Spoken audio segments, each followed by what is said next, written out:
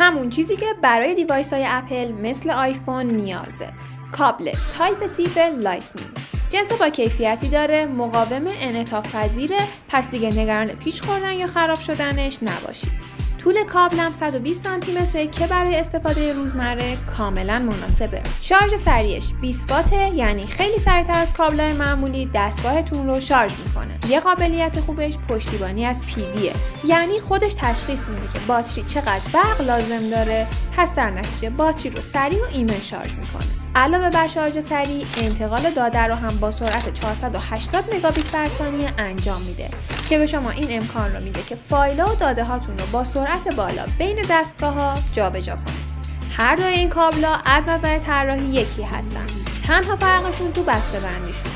شرکت گارانتی کننده این محصول از بیسوس هم آونگه که خرید مطمئن رو برای شما تضمین میکنه.